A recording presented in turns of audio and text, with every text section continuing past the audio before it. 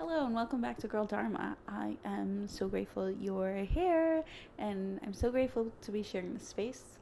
Um, I think I finally figured out how to prop up my recording device on my bed because this is where I like to record from. The angles have not been it lately, so I think I figured it out, and it's mostly leaning on a plant that looks like it's about to fall over. So today's episode is about tapping into creativity as a form of present moment awareness, as a form of self-expression, as a form of healing, reconnecting with art and movement and mindfulness practices and things I loved as a child, or as even this other version of young Christina. And I'm talking today this early 20s, moved out for the first time, lives across the country for the first time, version of myself who I love. I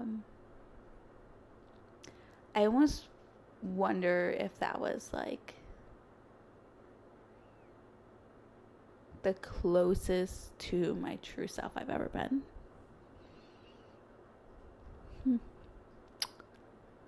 I have a lot of love for this version of myself, and sometimes more love for her than for who I am now.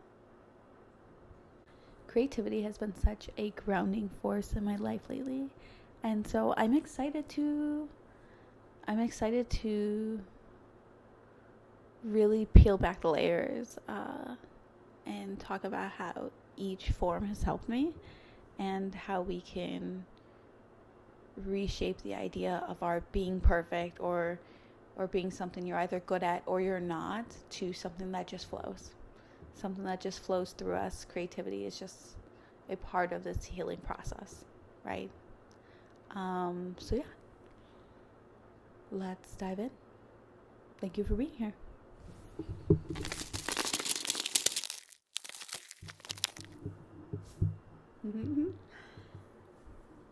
I'm almost 30.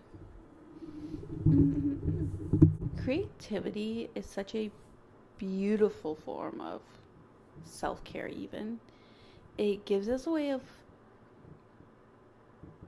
expressing ourselves or our emotions, sometimes in ways we can't do with words.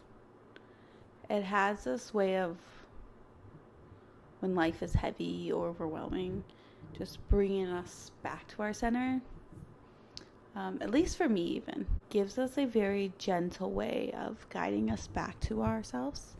And I think I notice a lot with friends when we bring this up, it gives us a gentle way of guiding us back to our inner child.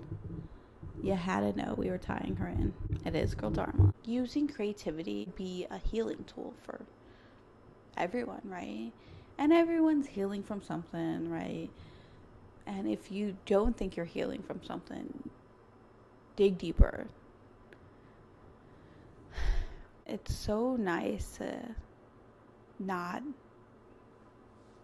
be so focused on whatever this outcome is. Like, does this tree look like a real tree? Like, or is it more about the process, right? Like, I get to just flow with some creative ideas and I get to make it whimsy, or I can make it, it's not just about creating something beautiful. I mean, bonus points if you do. But it's more so about the process. Maybe, I don't know. I want to say at the end of last year, I was so overwhelmed with chamomile's doing this, oolong's doing this, and like they're making a mess or they're fighting, and I remember like having to take a step back and really learning what they needed, like really trying to figure out what do they need to be happy and healthy and safe around each other. And I really had to like dig into this like mantra and remind myself multiple times a day that I will be grateful for the moments when I look back and realize I chose peace over control. And I would remind myself, it's peace over control. I'm choosing peace. And I would say these things to myself over and over, like multiple times a day. When I can feel those emotions like bubbling up in me, like I'm just so overwhelmed right now, I'd have to remind myself over and over again, no, you want to live a peaceful life, you have to choose peace time and time again. You're going to be tested by chaos. What did you expect when you prayed for peace? And so getting back into one practice is watercoloring. Getting back into watercoloring, I remember how often I would just throw this thing that I was working on away because I was like, well, it didn't quite blend the way I wanted to, or it always smeared into this color too much. It was just gonna restart, and so seeing it as a healing tool almost allows me to just trust the process, just go with the flow. It's all part of the practice. And I can look at this tree when I'm done painting and be like, well, I liked the way I painted the leaves on that tree better, but I like the way I did this, or, oh, it was just a learning curve, And so it's really nice to be able to not have such a tight grip on what things are supposed to look like. It's just about having fun right now. Whether it's painting or dancing or journaling or cooking, I get to reconnect with the act of simply being, just existing. It just reminds us that life is full of these small, beautiful moments waiting to be appreciated, right? They're right in front of us. And when you're so preoccupied with this, or the way this is coming out, or the way this thing looks, or how will this be perceived, we're not appreciating. So oh my gosh, look at my shadow, looks so humpback. Oh, don't look at it. Engaging in creative practices can reduce stress, lift our spirits, and connect us to the playful lightheartedness that as adults maybe we have forgotten about. Lately, I have been finding joy in some of the simplest creative expressions. And I use the word creative so loosely, what isn't being creative? My favorite right now is, and I mentioned this in the last video, and I've been doing this every morning. I wake up and I make sure breakfast is made, coffee is made, and then when I go to brush my teeth, I'll have Siri. I have one of those pods. It's like an Alexa, but it's for Apple products. I don't know what they call it. Siri, Apple Home. I think it's called Apple Home. And you can ask her and be like, hey, play this, And so I'll ask her in the mornings to play something I can dance to, or play funky ambient music, or play Kesha. I'll ask her to play something, anything that pops up in my mind usually. And I brush my teeth, and I'll be dancing as I'm brushing my teeth.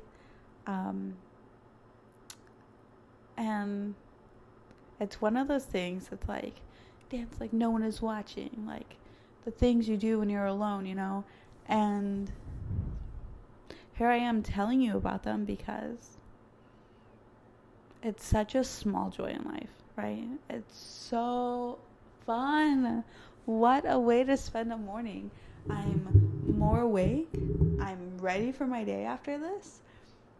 And getting up and finding some sort of like early movement helps me carry that throughout my day. If I wake up and I start scrolling on my phone, then I'm going to reach for my phone time and time again throughout the day. If I wake up and I'm on Depop, or if I'm looking for things to buy, then throughout my day, I'm looking for things to buy. If I wake up and I start moving, I'm going to start journaling. I'm going to start meditating. I'm going to start stretching. I'm going to start doing all these things that make me feel good, because that's what dancing in the morning while brushing my teeth did. And also, maybe you're only supposed to brush your teeth for 2 minutes, but I get a good song going, and after, I'm still dancing. I'll keep a playlist on for a while, actually. If it's got hit after hit, I'm in it. What did they play the other day? They played, they played Who Let the Dogs Out? And I had this, like, by the second verse, I had this, like, whole choreographed thing. It was good. It was so fun. Oh my gosh. And I'm going to do the dance every time I hear the song now, because that's how much I loved it. I've also recently picked up watercolor painting again. Watercolor painting is something I did a lot of in my early 20s. And revisiting it has felt like catching up with an old friend almost. I really like it. I like it a lot more than I like acrylic paint, right? I don't know. Acrylic paint has this whole, you're painting, you're drinking an entire box of boxed wine. Like, I've had a few of those. I don't drink anymore. I don't know. There's such a beautiful, lighthearted innocence to watercolor painting, at least for me, right? Because not only are some of my most fond memories being in my early to mid-20s, going to the park with a little watercolor set, painting on a bench, but also I think back to being much younger, like being a kid, and thinking watercolor sets were so cool. Once the teacher brought those out and put them on the table, you're like, whoa. It was just such a gentle and meditative practice, and I think that has been really nice to revisit. Another thing I've been doing in the mornings is stretching. The time when I felt my best as an adult, there were multiple times. It was always a lot of stretching, a lot of yoga, a lot of stretching, a lot of meditation. And stretching specifically changes how you start your day. After a good stretch, I'll just lay on the ground sometimes. I'll lay there. If I have a specific song come to mind, I'll ask my Siri to play that. I've been really into some ambient music lately. Sai Swoon has, if you're not on her Patreon, I love Sai Swoon. I think she's been my biggest art influence. And when I say art, again, I'm saying art so loosely. I'm not painting things because I've seen her paint it. I mean art in this very like year and post kind of way, like everything is art type way. And I digress. In her Patreon, her January pod, she mentioned a lot of different ambient music, and she does this great thing where she comes up with a playlist every month, and I've been loving. Honestly, that's, I started this with that story, and that's really what I'm feeling right now too, is like, do the weird healing shit, you know what I mean? Like, you don't have to tell anyone, you don't have to convince everyone, you don't have to find evidence of it in a book somewhere. It's just like, close your eyes, get in the space, see what you see what you don't see. It's really all we have sometimes. Almost Fantasy. I think this song is genius. It's so underrated. Music can invoke so many emotions. They're not going to if you're focusing on these other things and it's just playing in the background. And so that's been nice too. These little practices have been a great way to not only stay present, but to stay creative. They've allowed me to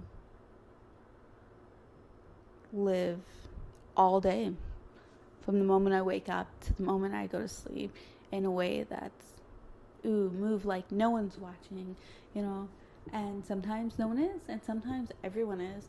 And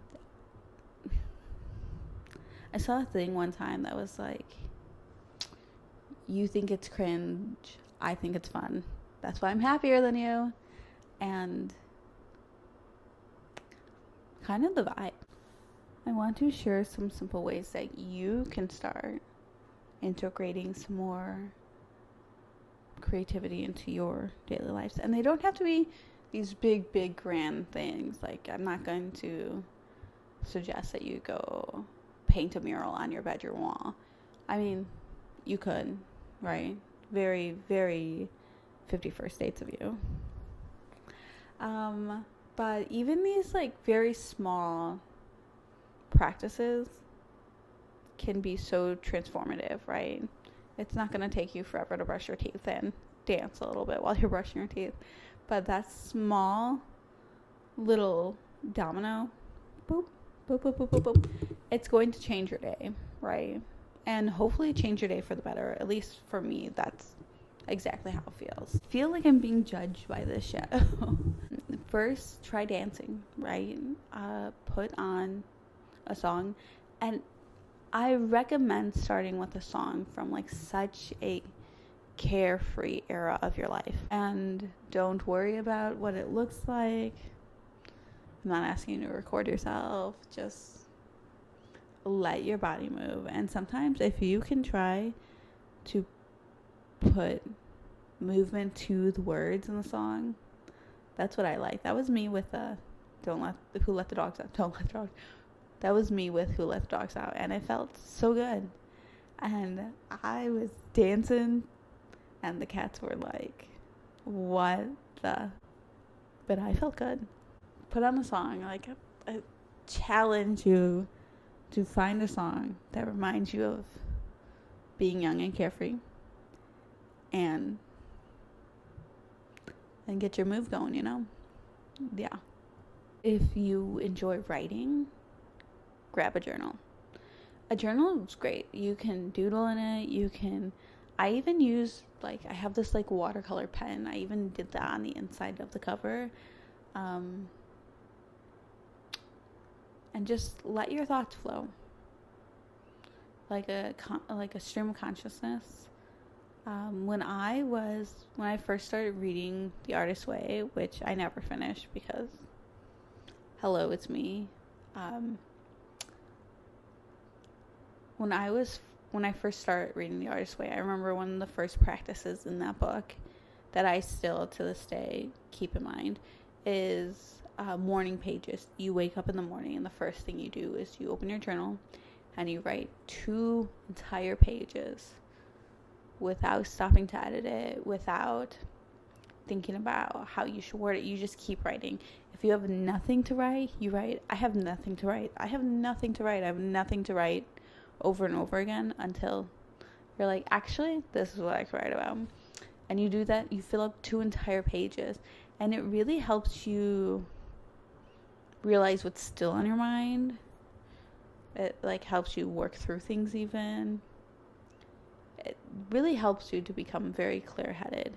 And that's not what I do anymore. I do keep it in mind in case I'm having one of those days. But I use my journal for gratitude practices every chance I get. And that's a lie.